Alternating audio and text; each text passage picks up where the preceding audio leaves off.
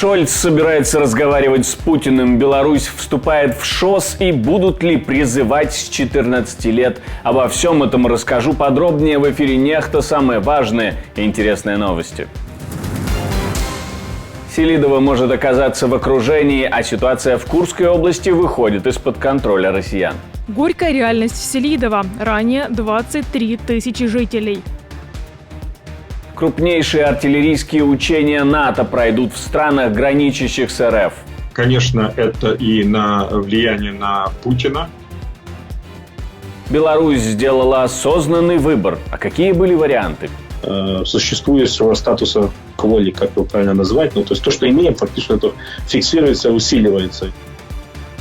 Спасибо, что смотрите, спасибо за доверие. Не забывайте про лайки и комментарии, не забывайте подписываться на канал, все это очень важно. Поехали.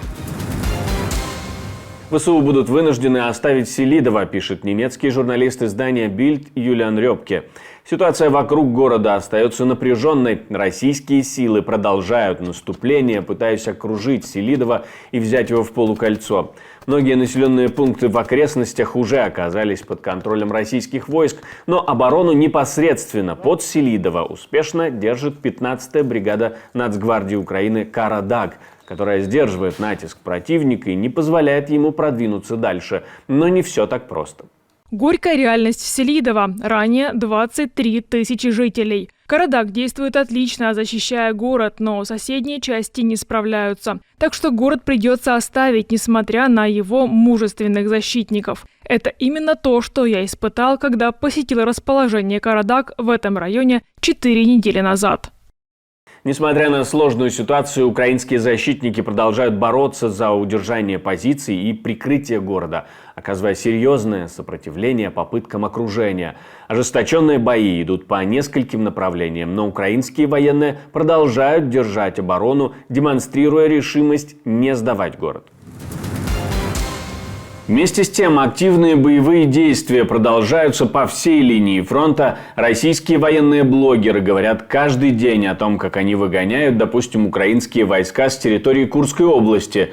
О том, что там происходит на самом деле, мы спросили у украинского генерала в отставке, экс-заместителя начальника Генштаба Игоря Романенко. От Снагости на Любимовку и Новоукраинку они смогли пройти, и отдельные позиции отвоевать. И в целом сократилась контролируемая силами обороны Украины территория от 1300 квадратных километров, по разным оценкам, 800 плюс-минус квадратных километров. То есть, россияне, благодаря такого рода действиям, им удалось часть территории отвоевать. И более того, такие действия в Снагости и на восток, они хотели разрезать нашу группировку, она так вытянутая вдоль, территории. И здесь в последнее время опять-таки нанесли соответствующие удары. Например, 95-я наша бригада по 155-й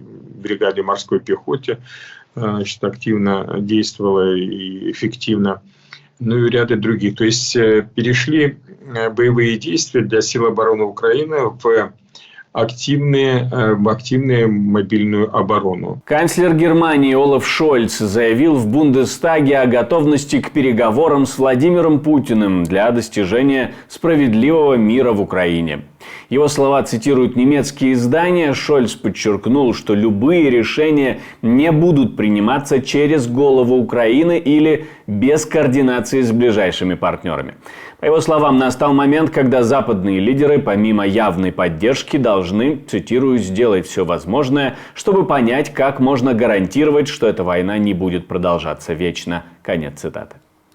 Предстоит еще одна конференция, в которой Россия также примет участие, но никогда не через главу Украины и только в координации с нашими ближайшими партнерами. Когда нас спрашивают, будем ли мы также говорить с российским президентом, мы отвечаем «да», также «да». Канцлер также заверил, что Германия и ее западные союзники продолжат оказывать поддержку Украине. А мы спросили у политтехнолога, зачем Шольц делает подобные заявления.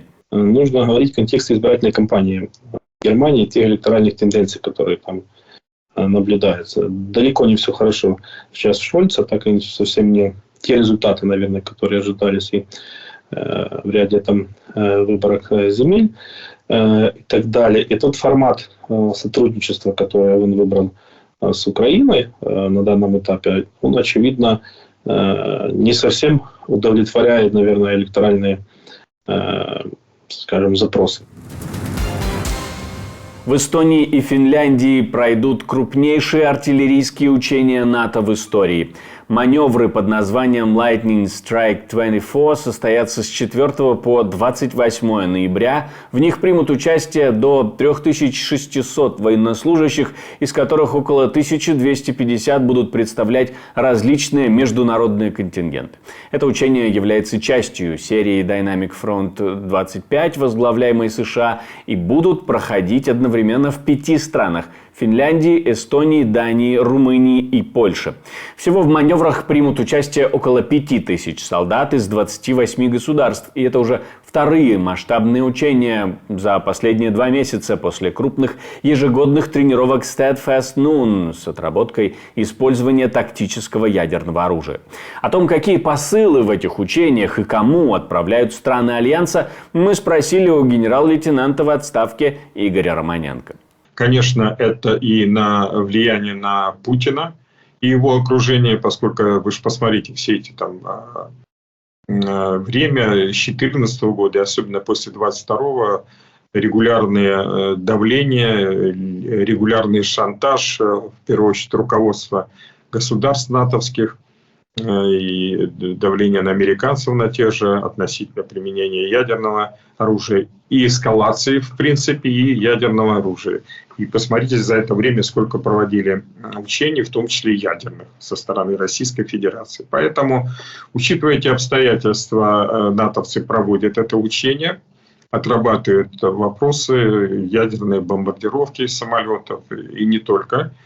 Вот. И для того, чтобы согласовать действия еще, поскольку одно дело унитарная Россия, где четко сравнительно, то есть не надо много ступеней, согласования и остальное. То есть Путин будет принимать решения, и все это будет реализовываться. А когда в НАТО действуют консенсусом, то здесь серьезные проблемы. Это, безусловно, надо отрабатывать, потому что есть проблемы перемещения вообще, будь чего, в том числе войск, вооружения техники по странам Европы.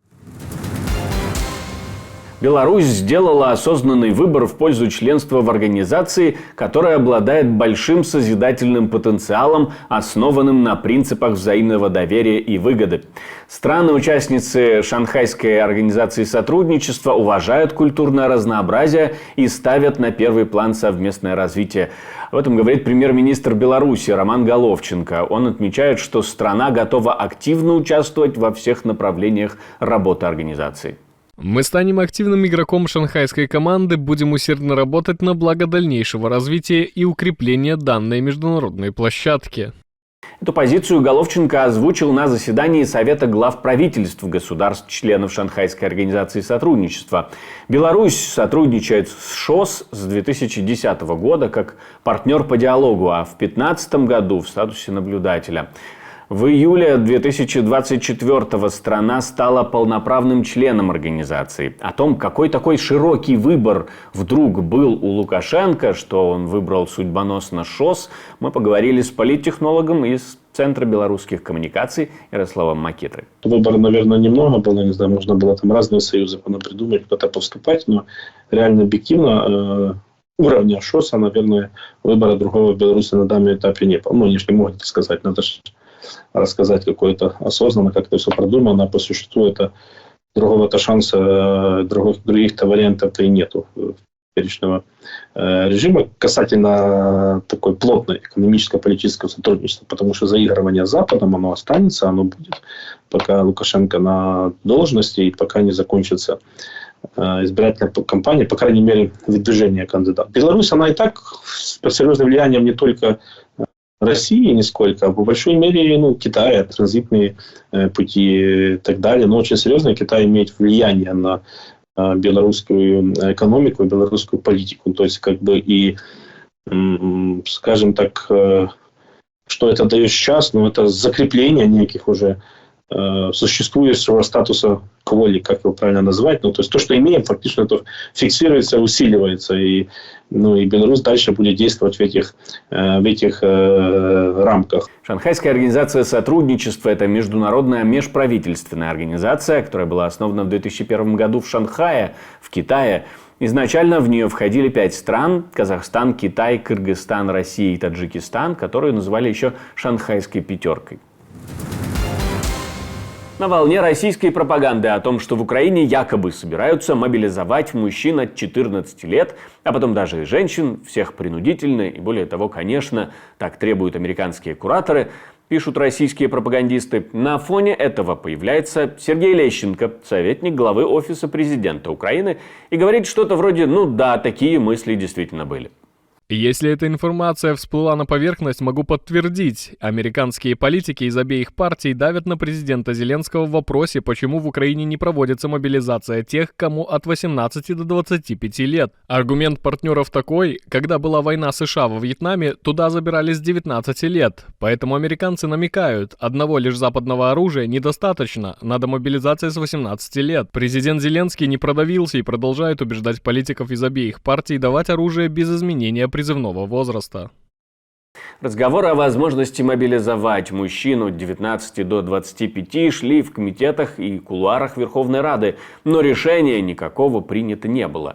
И может ли быть такое решение, точно знает человек, который специализируется на украинском законодательстве, Геннадий Дубов. Я, честно говоря, не до конца понимаю смысл того, что Лещенко подтверждает и говорит. То есть мы имели буквально на днях заявление министра образования Украины, который сказал, что сотни тысяч 10-11-классников покидают территорию Украины и поступают в зарубежные вузы, опасаясь соответствующей будущей мобилизации. Вот подобного рода новости, как от Лещенко, которые не имеют сегодня тоже никакого документального подтверждения, то есть проекта закона в стенах Верховного Совета на сегодня не существует с подобного рода инициативами. Добавляет ли это, условно говоря, оптимизма, например, для родителей, людей, которым, соответственно, которые приближаются к своему совершеннолетию и, соответственно, будут попадать под ограничения в плане выезда? Вопрос такой неоднозначный до конца. Чего хотели добиться этим заявлением, я, честно говоря, не понимаю, но мне кажется, что ряд минусов у него на сегодня очевиден. Спасибо, что смотрите, спасибо за доверие, не забывайте про лайки и комментарии, не забывайте подписываться на канал, все это очень важно. И не забывайте про кнопочку «Супер спасибо», ведь так вы можете нас поддержать. У меня на этом все, до встречи и хороших вам новостей.